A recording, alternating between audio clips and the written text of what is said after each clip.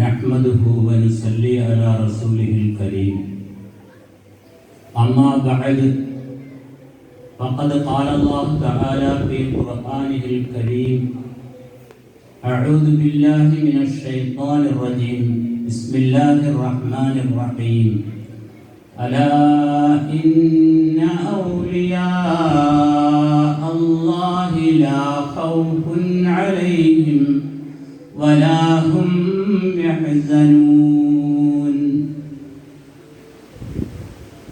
وقال رسول الله صلى الله عليه وسلم أن الله سبحانه وتعالى قال من عادى لي وليا فقد آذنته بالحرب.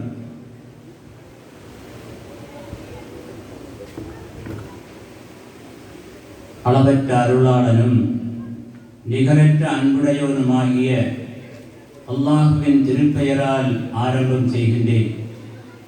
அவனுடைய ஸலாத் என்னும் கருணையும் சலாம் என்னும் ஈடேற்றமும் அகிலத்தின் அருட்குடையாக அவனிலே அவதரித்த அண்ணல் பெருமானார் முஹம்மது முஸ்தபா ஸல்லல்லாஹு அலைஹி வஸல்லம் அவர்கள் மீதும் அன்னாரின் அடிச்சுவட்டை பின்பற்றி வாழ்ந்த இறை நேசர்கள் இறை விசுவாசிகள் அனைவர்கள் மீதும் என்றென்றும் உண்டாகட்டும். மதிப்பிற்கும் மரியாதைக்கும் உரிய தலைவர் அவர்களே, கண்ணியமிக்க உலமா பெருமக்களே, பாசத்திற்குரிய சகோதரர்களே சகோதரிகளே, அல்லாஹ் சுப்ஹானஹு வ தஆலாவின் பேரருளால் அண்ணல் பெருமானார் முஹம்மது முஸ்தபா ஸல்லல்லாஹு அலைஹி வஸல்லம் அவர்களுடைய பிறந்த தின விழாவை ரபியுல் அவ்வல் மாதத்திலே சிறப்பான முறையிலே கொண்டாடி ரபியுல் ஆஹிரிலே பெருமானார் ஸல்லல்லாஹு அலைஹி வஸல்லம் அவர்களுடைய வம்ச வழியிலே தோன்றிய இறை நேசர்களுக்கெல்லாம் தலைவராக இவ்வுலகத்திலே வாழ்ந்து மறைந்த ஷேக் முஹியுத்தீன் அப்துல் காதிர் ஜீலானி கத்தஸல்லாஹு சிர்ரஹுல் அஸீஸ் அவர்களுடைய நினைவு நாளை நாம் இப்போது சிறப்பாக கொண்டாடி கொண்டிருக்கிறோம். அல்லாஹ் சுப்ஹானஹு வ தஆலா தன் அருள்மறையாகிய திருக்குர்ஆனிலே கூறுவான், அலா இன்ன அவுலியா அல்லாஹி லா ஹவுஃபுன் அலைஹிம் வலா ஹும் யஹ்ஸனூன். நிச்சயமாக அல்லாஹ்வுடைய நேசர்கள், அல்லாஹ்வுடைய அவுலியாக்கள், அல்லாஹ்வுடைய வலிமார்கள், அவர்களுக்கு எவ்வித பயமும் கிடையாது. லா ஹவுஃபுன் அலைஹிம், எதை பற்றியும் அவர்கள் பயப்பட மாட்டார்கள். அல்லாஹுவை தவிர வேறு எவரையும் அவர்கள் பயப்பட மாட்டார்கள். வலா ஹும் யஹ்ஸனூன், எதற்கும் அவர்கள் கவலைப்படவும் மாட்டார்கள். அவர்கள் அல்லாஹுவை தவிர வேறு யாரையும் பயப்படவும் மாட்டார்கள், எதற்கும் அவர்கள் கவலைப்படவும் மாட்டார்கள். இந்த உலகத்தில் எத்தனை பெரிய துன்பங்கள் சூழ்ந்தாலும் அந்த துன்பங்களை எல்லாம் தாங்கிக் கொள்வார்களே தவிர அதற்காக கவலைப்பட மாட்டார்கள். அத்தகைய மிகப்பெரிய சிறப்பை பெற்றவர்கள் தான் அல்லாஹ்வுடைய இறை நேசர்கள். அல்லாஹ் தஆலா ஹதீஸ் குத்ஸியிலே அல்லாஹ் கூறுவதாக, நபிகள் நாயகம் ஸல்லல்லாஹு அலைஹி வஸல்லம் கூறுகின்றார்கள், மன் ஆதா லி வலியன் ஃபகத் ஆதன்துஹு பில் ஹர்ப். அல்லாஹ் கூறுகிறார், அல்லாஹ் கூறுவதாக நாயகம் ஸல்லல்லாஹு அலைஹி வஸல்லம் அவர்கள் கூறுகிறார்கள், மன் ஆதா லி வலியன், என்னுடைய நேசரை, என்னுடைய இறை நேசரை யார் பகைத்துக் கொள்கின்றானோ ஃபகத் ஆதன்துஹு பில் ஹர்பி, அவனோடு எதிர்த்து போராட, அவனிடம் யுத்தம் செய்ய, அவனை எதிர்க்க நான் அனுமதி வழங்குகிறேன் என்று அல்லாஹ் சுப்ஹானஹு வ தஆலா கூறுவதாக நபிகள் பெருமானார் ஸல்லல்லாஹு அலைஹி வஸல்லம் அவர்கள் கூறுகிறார். அல்லாஹ்வுடைய இறை நேசர்கள் அவர்கள் சாதாரணமானவர்கள் அல்ல, நம்மை போன்ற சாதாரண மனிதர்களை போன்றவர்கள் அல்ல. அவர்கள் மனிதர்களாக உலகத்திலே நம்மை போன்று பிறந்தார்கள், நம்மை போன்று இந்த உலகத்திலே அவர்கள் சாப்பிட்டார்கள், திருமணம் முடித்தார்கள், மனைவி மக்களோடு வாழ்ந்தார்கள். சில காலம் வாழ்ந்து அல்லாஹ்வுடைய இறை நேசர்களாக திகழ்ந்து, அல்லாஹ் என்றால் யார், அல்லாஹ்வுடைய சன்மார்க்கம் என்பது யாது, அல்லாஹ்வை மனிதன் எப்படி நேசிக்க வேண்டும், அல்லாஹ்வை எப்படி அவன் நம்ப வேண்டும் என்பதையெல்லாம் மனித சமுதாயத்திற்கு கற்றுக் கொடுத்தார்கள். கற்றுக் கொடுத்து அவர்கள் மறைந்தார்கள். அவுலியாக்கள், அல்லாஹ்வுடைய இறைநேசர்கள், அவர்கள் நம்முடைய பார்வையில் இந்த உலகத்தை விட்டு மறைந்தார்கள். அவர்கள் மறைந்தாலும் அவர்களுடைய புகழ் என்றும் உயிரோடு இருக்கும்.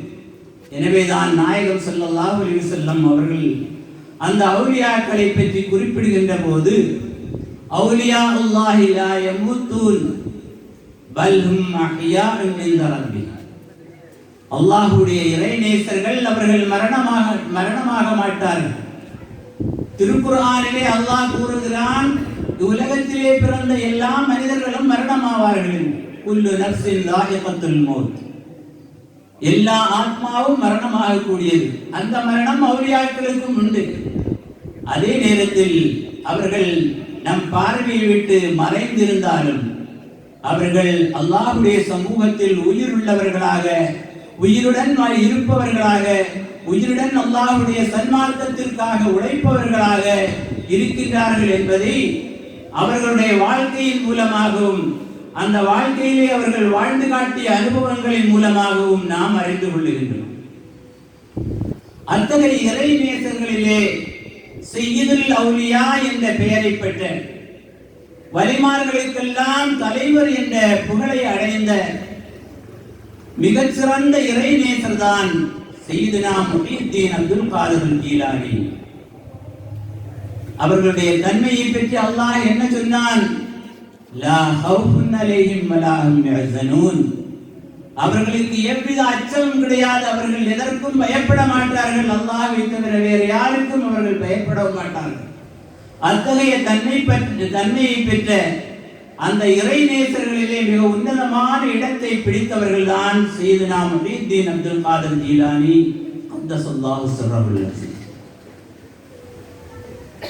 அந்த முஹியுத்தீன் அப்துல் காதிர் ஜீலானி கத்தஸல்லாஹு சிர்ரஹுல் அஸீஸ் அவர்களுடைய நினைவாகத்தான் ஒவ்வொரு மாதமும் நம்முடைய பள்ளிவாசல்களில் குத்துபியத் என்ற பாடல் படிக்கப்பட்டு அவர்களோடு இஸ்திகாசா யா கௌஸ் யா முஹியுத்தீன் அப்துல் காதிர் ஜீலானி என்று 1000 தடவைகள் அல்லது 100 தடவை அழைத்து அவர்களிடத்திலே நாம் உதவியை தேடுகின்றோம் என்றால் அது அவர்கள் நமக்கு கற்றுத்தந்த மிகப்பெரிய ஒரு பாடம். அல்லாஹ்வுடைய இறை நேசர்களை நாம் அழைத்து அவர்களிடத்திலே உதவி தேடலாமா என்றால் உதவி தேடலாம் என்று சன்மார்க்க அறிஞர்கள் அதற்கு விளக்கம் தருகிறார்கள். அதற்கு இஸ்திகாசா என்பார்கள். ஒன்று தவஸ்ஸுல், இன்னொன்று இஸ்திகாசா. தவஸ்ஸுல் என்பது அல்லாஹ்வுடைய இறை நேசர்களுடைய பொருட்டால், அல்லாஹ்வுடைய நல்லடியார்களுடைய பொருட்டால் நாம் அல்லாஹ்விடத்திலே துஆ செய்வது. இன்ன ஷேഖுடைய பொருட்டால், அல்லது இன்ன பெரியாருடைய பொருட்டால், அல்லது இன்ன வலியுல்லாஹ்வுடைய பொருட்டால் என்னுடைய தேவைகளை நிறைவு செய்வாயாக என்பதாக அல்லாஹ்விடத்திலே நாம் கேட்டுக்கொள்வது வசீலம். இன்னொன்று இஸ்திகாசா என்றால் அல்லாஹ்வுடைய இறை நேசத்தை பெற்ற இறை நேசர்களிடம், வலிமார்களிடம் நேரடியாகவே நாம் உதவியை தேடுவோம். அவர்கள் நமக்காக அல்லாஹ்விடத்திலே துஆ செய்து நம்முடைய தேவையை நிறைவு செய்கிறார்கள். இதற்கு பெயர் இஸ்திகாசா என்பார்கள். இஸ்திகாசா என்றால் நேரடியாக உதவி தேடுதல் இறை நேசர்களிடத்தில். அப்படி உதவி தேடலாமா என்றால் மார்க்க அறிஞர்கள் அதற்கு அனுமதி வழங்குகிறார்கள். கண்டிப்பாக நாம் உதவி தேடலாம். நம்முடைய முன்னோர்களான நல்லோர்கள் இறை நேசர்கள் அல்லாஹ்விடத்திலே எப்படி உதவி தேடி இருக்கிறார்கள். இறை நேசர்களிடத்திலே நேரடியாக உதவி தேடி இருக்கிறார்கள். அதனுடைய அசல் அவர்கள் நமக்காக வேண்டி அல்லாஹ்விடத்திலே உதவி தேடுவார்கள். அதன் மூலமாக நம்முடைய தேவைகள் நிறைவு செய்யப்படும். அந்த வகையில் தான் யா கௌஸ் யா முஹியுத்தீன் அப்துல் காதிர் ஜீலானி என்று அப்துல் காதிர் ஜீலானி கத்தஸல்லாஹு சிர்ரஹுல் அஸீஸ் அவர்களை அழைத்து இஸ்திகாஸா உதவி தேடுவது நம் ஊரில் வழக்கமாக இருந்து கொண்டிருக்கிறது. சில வருடங்களுக்கு முன்னால் காயல்பட்டணத்தில் இருந்து ஒரு பெரியார் நம்முடைய ஊருக்கு வந்திருந்ததாகவும் அந்நேரத்தில் நம்முடைய ஊரில் காலரா என்ற நோயினால் ஏராளமான மக்கள் வஃபாத்தாகி இருக்கிறார்கள், மரணமாகி இருக்கிறார்கள். காலரா நம்முடைய பகுதிகளிலே மிக கோர தாண்டவம் ஆடிக்கொண்டிருந்தது. ஒரு மையத்தை ஒருவர் மரித்ததை மையத்தை அடைத்துவிட்டு வீடு வருவார்கள், வீட்டிலே இன்னொருவர் மரித்து கிடப்பார். இப்படியாக பல ஆயிரம் மக்கள் நமது ஊர்களிலும் சுற்று வட்டாரங்களிலும் உள்ள பகுதிகளிலும் மரணமாகி இருக்கிறார்கள். அந்த சந்தர்ப்பத்தில் தான் காயல்பட்டணத்தில் இருந்து ஒரு பெரியார் நம்முடைய ஊருக்கு வருகிறார். அவர் இந்த நோய் மாற வேண்டுமானால் 2 விஷயங்களை நீங்கள் கடைபிடித்து வாருங்கள் என்று நமக்கு வசியத்தாக உபதேசமாக சொல்லிவிட்டு சென்றார்கள். அதன் அடிப்படையில் தான் அந்த 2ம் நமது பள்ளிவாசல்களில் ஒழுங்காக அது நடைபெற்று வருகிறது என்பதாக கூறப்பட்டது. அதில் ஒன்று மாதம் ஒருமுறை குத்துபியத்து ஓதுவது, ஒவ்வொரு வாரமும் வெள்ளிக்கிழமை இரவு அத்தாது ராத்தீப் ஓதுவது. இவ்விரண்டும் கடைபிடித்து வந்த பொழுது அந்த காலரா என்னும் நோய் நம் ஊரை விட்டும் நம் பகுதிகளை விட்டும் மறைந்து விட்டது என்பதாக அவர் சொன்னார். நான் கேட்ட அந்த பெரியவர் சொன்னார். அப்படி ஒரு நிகழ்ச்சி நம்முடைய ஊரிலேயே நடைபெற்றதென்றால் இதன் மூலம் நாம் அந்த குத்துபியத்துடைய சிறப்பை புரிந்து கொள்ளலாம். சிலர் நினைக்கின்றார்கள் குத்துபியத்து என்பதன் மூலமாக யா கௌஸ் யா முஹியுத்தீன் அப்துல் காதிர் ஜீலானி என்று அழைத்து அவர்களிடத்திலேயே உதவி தேடலாமா? அல்லாஹ்விடத்தில் தானே உதவி தேட வேண்டும். இதற்கு மார்க்க அறிஞர்கள் இறை நேசர்களிடத்திலே நாம் நம்முடைய தேவையை கூறி நமக்காக வேண்டி துஆ செய்ய சொல்லும் பொழுது அவர்களிடத்திலே நமக்காக அல்லாஹ்விடத்திலே வேண்டுவதற்காக வேண்டி கூறும் பொழுது அவர்கள் நமக்காக துஆ செய்வார்கள். அதன் மூலமாக நம்முடைய தேவைகள் நிறைவேற்றப்படும் என்று சொல்லப்படுகிறது. அந்த குத்துபியத் என்ற அந்த மிகச் சிறப்பான அந்த பாடல்கள் முஹியுத்தீன் அப்துல் காதிர் ஜீலானி கத்தஸல்லாஹு சிர்ரஹுல் அஸீஸ் அவர்கள் பெயரால் தான் இயற்றப்பட்டது. அதை இயற்றியவர்கள் நம்முடைய மாநிலத்தில் உள்ள திருநெல்வேலி மாவட்டத்தில் காயல்பட்டணத்தில் உள்ள சதகத்துல்லாஹில் காஹிலி கத்தஸல்லாஹு சிர்ரஹுல் அஸீஸ் அன்னார் கீழக்கரையில் நல்லடக்கமாய் இருக்கிறார்கள். அவர்கள் மரணமாகி அங்கே நல்லடக்கம் செய்யப்பட்டிருக்கிறார்கள். அது சதகத்துல்லாஹில் காஹிலி அவர்களால் இயற்றப்பட்டதுதான் அந்த குத்துபியத்.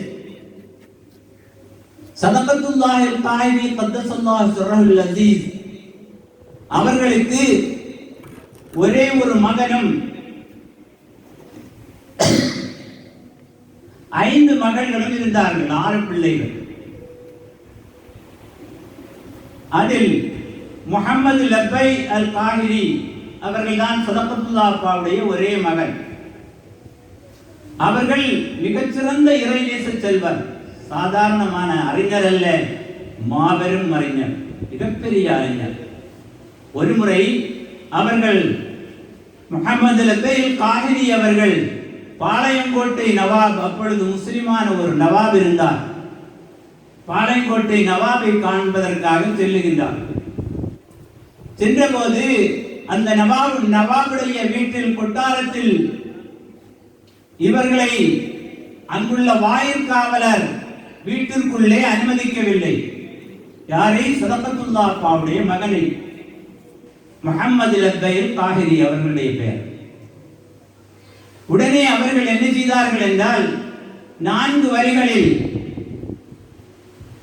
தமிழ், அரபி, பார்சி எல்லாம் கலந்த ஒரு 4 வரி பாடலை எழுதி அந்த வாயில் காவலனிடத்திலே கொடுக்கிறார்கள். இதை நவாபிடம் ஒப்படையுங்கள். அந்த கவிதையிலே என்ன எழுதப்பட்டிருந்தது என்றால், லக்கத் ஜாஅ சதகத்துல்லாஹ் கே பேட்டா லியல்கன் நவாபம் பி பாளையம் கோட்டா வலாக்கின் பவ்வாபுஹு பி பாட்டா அம்குதுனா அம் போட்டா. லக்கத் ஜாஅ சதகத்துல்லாஹ் கே பேட்டா, சதகத்துல்லாஹ்வுடைய மகன் வந்திருக்கிறார். லியல்கன் நவாபம் பி பாளையங்கோட்டா, பாளையங்கோட்டை நவாபை சந்திப்பதற்காக சதகத்துல்லாஹ்வுடைய மகன் வந்திருக்கிறார். ஆனால் வாயிற்காவலனோ அவரை உள்ளே அனுமதிக்கவில்லை, தடுத்து வைத்திருக்கிறார். வலாக்கின்ன பவ்வாபுஹு பி பாட்டா, ஆனால் வாயிற்காவலன் அவரை தடுத்து வைத்திருக்கிறார். அங்குதுனா அம் போட்டா, நான் இங்கே நிக்கட்டுமா போகட்டுமா என்று ஒரு 4 வரி கவிதையை எழுதி அந்த வாயிற்காவலனத்திலே கொடுக்கிறார்கள். இதை நவாபிடத்திலே ஒப்படையுங்கள். அவரும் கொண்டு நவாபிடத்திலே ஒப்படைக்கிறார். நவாப் அதை படித்து பார்க்கிறார். நவாப் அப்படியே ஓடி வருகிறார். ஓடி வந்து இவர்களை கட்டி அணைத்து அவர்களை கூட்டிக் கொண்டு சென்று அவருக்கென்று தனி ஒரு இடத்தை கொடுத்து அங்கே அமர வைக்கிறார்கள் நவாப். இத்தகைய சிறப்பை பெற்ற அந்த இறைநேச செல்வர் யார் என்றால் முஹம்மது லப்பைல் காஹிரி. அவர்கள்தான் குத்துபியத்து பைத்தை எழுதிய சதகத்துல்லாஹ் அப்பாவுடைய மகன். அது மட்டுமல்ல, அவர்களுக்கு இன்னொரு சிறப்பும் உண்டு. சாதாரணமாக நாம் மதரசாக்களில் படிப்பதற்காக வேண்டிய செல்லுகின்ற பொழுது முதலாக மதரசாக்களில் அரபிக் கல்லூரிகளில் நமக்கு ஒரு கிதாபை கற்றுக் கொடுப்பார்கள். மீசான் என்ற கிதாப்.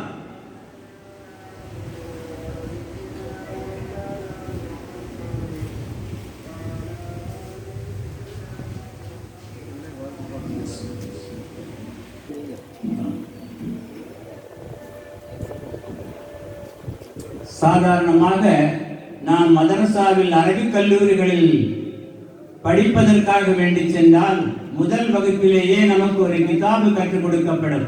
அரபி இலக்கணத்தை சார்ந்த கிதாப், மீசான் என்ற கிதாப். அந்த மீசான் என்ற கிதாபை எழுதியவர் யார் என்றால் மதரசாவில் உள்ள சிலருக்கு கூட அது யார் என்று தெரியாது. நானும் அது ஓதிக்கொண்டிருந்த போது அந்த கிதாபை எழுதியவர் யார் என்று எனக்கு தெரியாது. மீசான் என்ற கிதாபு ஓதி முடித்ததும் அஜ்னாசுல் சுகரா என்ற ஒரு கிதாபை ஓதி கொடுக்கப்படும். அதற்கு பிறகு அஜ்னாசுல் குபரா என்ற கிதாபு ஓதி கொடுக்கப்படும். இந்த 3 கிதாபுகளையும் எழுதியவர் யார் என்று தெரியுமா? அவர்தான் சதகத்துல்லாஹ் அப்பாவுடைய மகனார் முஹம்மது லப்பைல் காஹிரி அவர்களால். காயல் பட்டணத்தை சார்ந்த முஹம்மது லப்பைல் காஹிரி அவர்கள் தான் மீசான் என்ற கிதாபையும் அஜ்னாசு சுகரா அஜ்னாசுல் குபரா என்ற 3 சர்ப்புடைய கிதாபுகளையும் அரபி இலக்கணத்தின் முதல் தளமாக இருக்கக்கூடிய கிதாபுகளை எழுதியவர்கள் நமது மாநிலத்தை சார்ந்த காயல் பட்டணத்தை சார்ந்த முஹம்மது லப்பைல் காஹிரி அவர்களால்.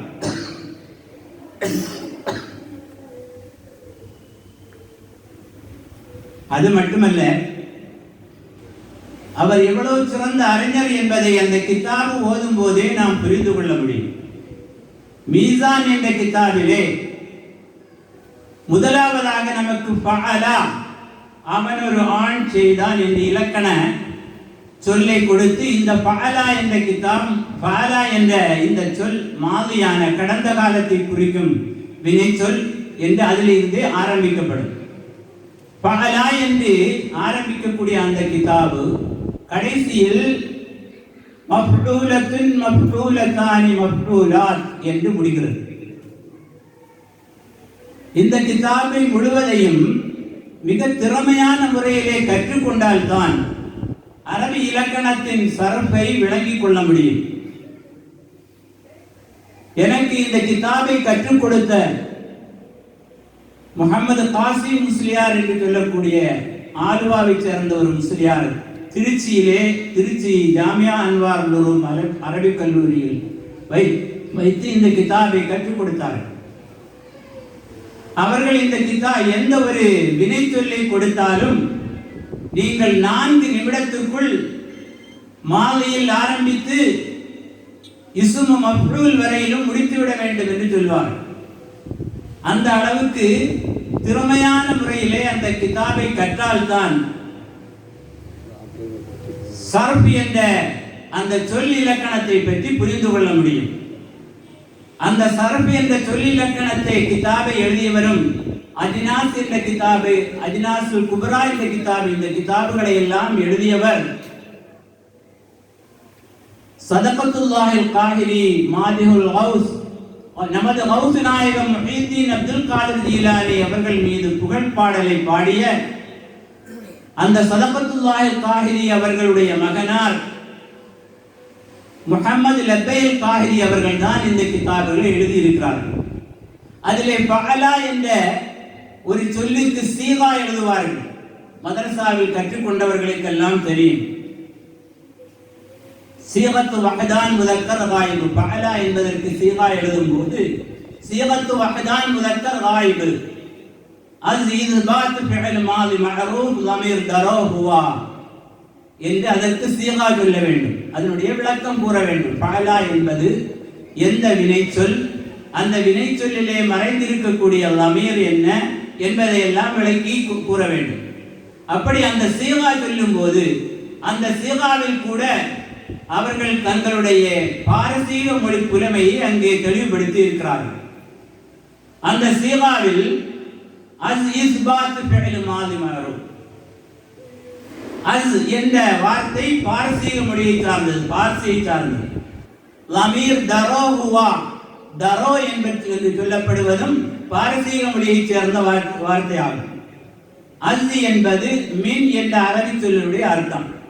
அஸ் இஸ்பாத் ஃபிஅல் மாதி மஅரூஃப், மாதி மஅரூஃபான முஸ்பத்தான வினைச்சொல்லில் இருந்து தோன்றிய வினைச்சொல் தான் பஅலா என்பது. அதிலே மறைந்திருக்கக்கூடிய தரோ ஹுவா, ضمீர் என்பது இதிலே மறைந்திருக்கக்கூடிய சர்வநாமம் என்ற பெயர் சொல் தரோ, அதிலே உள்ள பெயர் சொல் ஹுவா என்பதாகும் என்று சொல்லி காட்டுவார்கள். தரோ என்பது அதில் என்று அதனுடைய பொருள். அப்ப அவர்கள் பாரசீக மொழியிலும் உருது மொழியிலும் அரபியிலும் தமிழிலும் எவ்வளவு சிறப்பை பெற்றிருந்தார்கள் சதகத்துல்லாஹ் அப்பா அவர்களுடைய மகனார் என்பதை நாம் புரிந்து கொள்ளலாம். அது மட்டுமல்ல, சதகத்துல்லாஹ் அப்பா அவர்களுடைய சகோதரர் ஒருவர் இருந்தார். அவருடைய பெயர் தான் சலாஹுத்தீன். சதகத்துல்லாஹ் அப்பாவுடைய மகனுடைய பெயர், அவருடைய சகோதரருடைய பெயர் சலாஹுத்தீன், ஷேக் சலாஹுத்தீன், மிகப்பெரிய அறிஞர். அவர்கள் அரபியிலே ஒரு கவிதை நூல் எழுதியிருக்கிறார்கள். சலாஹுத்தீன் என்று நல்லொழுக்க பண்பாடுகளை விளக்கக்கூடிய ஒரு கிதாப். அந்த கிதாபை எழுதியவரும் இந்த சதகத்துல்லாஹில் காஹிரி அவர்களுடைய சகோதரர் சலாஹுத்தீன் அவர்களால். இதே போன்று மிகப்பெரிய அறிஞர்கள், இறை நேசர்களால் எழுதப்பட்ட கவிதை பாடல் தான் குத்துபியத். அதே போன்று சலாஹுத்தீன் போன்ற கவிதை பகுதிகள். இந்த குத்துபியத்து முஹீத்தீன் அப்துல் காதிர் ஜீலானி கத்தஸல்லாஹு சிர்ரஹுல் அஸீஸ் அவர்கள் மீது எழுதப்பட்டதாகும். அவர்களுடைய புகழை எடுத்து கூறி, யா சய்யிதி சனதி கௌசி வயா மததி குல்லி ظهيرن லல் அஅதாஇ பில் மததி முஜீர இர்தி வഖுத் பியதி மதா முததி خليفة الله فينا محي الدين يا محي الدين யா முஹியத்தீன் யா முஹியத்தீன் அப்துல் காதிர் ஜீலானி. அவர்களை அழைத்து இஸ்திகாதா செய்யப்படுகிறது. பாவங்கள் மன்னிக்கப்படுவதுடன் நல்ல நாட்டங்கள் நிறைவேறவும் விபத்துகள் ஏற்படாமல் தடுப்பதற்கும் குத்துபியத்தை ஒரு ஆத்மீக மருந்தாக நம் முன்னோர்கள் கணித்து வந்தார்கள். இறை நேசர்கள் அதை புரிந்து கொண்டு அதை நமக்கு செயல்படுத்துவதற்காக ஒரு சிறந்த மருந்தாக அந்த குத்துபியத்தை கடைபிடியுங்கள். இதை நீங்கள் கடைபிடித்தால் உங்களுக்கு அல்லாஹ்வுடைய சோதனைகளில் இருந்தும் நீங்கள் பாதுகாப்பை பெறலாம் என்று இறை நேசர்களால் ஏற்படுத்தப்பட்டதுதான் அந்த குத்துபியத்து என்பது. அது மட்டுமல்ல, அத்தாத் ராத்திபிலே கூறப்படக்கூடிய திக்ருகள் மிக மிக முக்கியமான திக்ருகள். ஒவ்வொரு திக்ரும் 3 முறை சொல்லப்படுகிறது. யாதல் ஜலாலி வல் இக்ராம் அமித்னா அலா தீனில் இஸ்லாம். அது 7 முறை சொல்லப்படுகிறது. ஏன் அதை மட்டும் 7 முறை சொல்ல வேண்டும்? மற்ற திக்ருகள் 3 முறை சொல்லப்படுகிறது. ஹத்தாதிலே கூறப்படக்கூடிய யாதல் ஜலாலி வல் இக்ராம் அமித்னா அலா தீனில் இஸ்லாம், இதுதான் நம்முடைய வாழ்க்கையின் நோக்கமே. அதுதான் நான் இந்த உலகத்திலே வாழ்ந்து இந்த உலகத்தை விட்டு மறையும் போது நம்முடைய கடைசி கட்டம், நம்முடைய இறுதி மூச்சு எப்படி மறைய வேண்டும் என்பதைத்தான் இந்த கவிதை மூலமாக அல்லாஹ் சுப்ஹானஹு வ தஆலா நமக்கு கற்றுத் தருகிறான். யாதல் ஜலாலி வல் இக்ராம், மகத்துவமுடையவனே, சிறப்புடையவனே, யாதல் ஜலாலி வல் இக்ராம், பகுமானமுடையவனே, அமித்னா அலா தீனில் இஸ்லாம், எங்களை தீனுல் இஸ்லாம் என்னும் மார்க்கத்திலே எங்களை நீ மரணிக்க செய்வாயாக. அப்படி என்றால் அந்த திக்ருடைய பொருள் என்னது? கடைசியில் நாங்கள் இந்த உலகத்தில் அற்ப காலம் வாழ்ந்து நாங்கள் மறையும் போது இந்த கலிமாவை சொல்லி மரிக்கக்கூடிய பாக்கியத்தை கூட அல்லாஹ் என்று அதைத்தான் யாதல் ஜலாலி வல் இக்ராம் அமித்னா அலா தீனுல் இஸ்லாம் என்பதை 7 முறை கூறி நாம் அல்லாஹ்விடத்தில் துஆ செய்கின்றோம். அது மட்டுமல்ல, அஃதல் திக்ர் என்ற லா இலாஹ இல்லல்லாஹ்வை 50 முறை ஓதி அல்லாஹ்விடத்திலே அந்த ஹத்தாத் ராத்தீபிலே துஆ செய்யப்படுகிறது. இந்த ஹத்தாத் ராத்தீபை நம்முடைய பகுதிகளிலே அதை பிரபல்யப்படுத்தியவர்கள் யார் என்றால் காயல் பட்டணத்தைச் சேர்ந்த பெரியவர்கள். அல்லாஹ் சுப்ஹானஹு வ தஆலா அவர்களுடைய மன்னரைகளை மணமிக்க ஒளிமிக்க சிறந்த மன்னரைகளாக அல்லாஹ் ஆக்கி வைப்பானாக. அவர்கள் நம் கண்களை விட்டு மறைந்திருந்தாலும் அவர்கள் அல்லாஹ்வுடைய சமூகத்தில் உயிரோடு வாழ்ந்து கொண்டிருக்கிறார்கள். அல்லாஹ் அவர்களுடைய பொருட்டால் நம் அனைவர்களுடைய பாவங்களையும் அல்லாஹ் சுப்ஹானஹு வ தஆலா மன்னித்தருள்வானாக. வலிமார்கள் இறை நேசர்களை மதித்து அவர்களுடைய நல்ல துஆவை பெறக்கூடிய நன்மக்களாக அல்லாஹ் சுப்ஹானஹு வ தஆலா நம் அனைவர்களையும் ஆக்கி அருள் புரிவானாக என்ற பிரார்த்தனையோடு என்னுடைய துவக்க உரையை முடிவு செய்து மதிப்பிற்குரிய என்னுடைய உஸ்தாதுடைய மகன், என்னோடு பள்ளியிலே ஸ்கூலிலே படித்தவர்கள், மரியாதைக்குரிய பக்ருதீன் கோயா தங்கள் அவர்களுடைய வாப்பாதான் எனக்கு முதலாவதாக அலிப் என்ற எழுத்தை கற்றுக் கொடுத்தது அவர்களுடைய வாப்பாதான். அது மட்டுமல்ல, என்னுடைய தாய், அதே போன்று அந்த தாயுடைய உடன்பிறப்புகள், இவர்களுக்கெல்லாம் உஸ்தாதாக இருந்தவர்கள் மரியாதைக்குரிய சையது பூக்கோயா தங்கள் அவர்கள். அவர்களுடைய மகனார் அல்லாஹுடைய மாபெரும் அருளால் அல்லாஹ் இன்று அவர்கள் மூலமாக இன்று நமக்கு சிறப்பானதொரு நிகழ்ச்சியினை, அவர்கள் மூலமாக ஒரு சிறப்பான உபதேசத்தை நாம் அடைந்து கொள்வதற்காக இங்கே வருகை தந்திருக்கிறார்கள். என்னுடைய நேரத்தை நீட்டி நான் காலதாமதப்படுத்தாமல் அவர்களை பேசுவதற்காக வாய்ப்பை கொடுத்து வாய்ப்புக்கு நன்றி கூறி விடைபெறுகின்றேன். வஆகிரு தஅவானா அனில் ஹம்துலில்லாஹி ரப்பில் ஆலமீன். அஸ்ஸலாமு அலைக்கும் வரஹ்மத்துல்லாஹி வபரகாத்துஹு.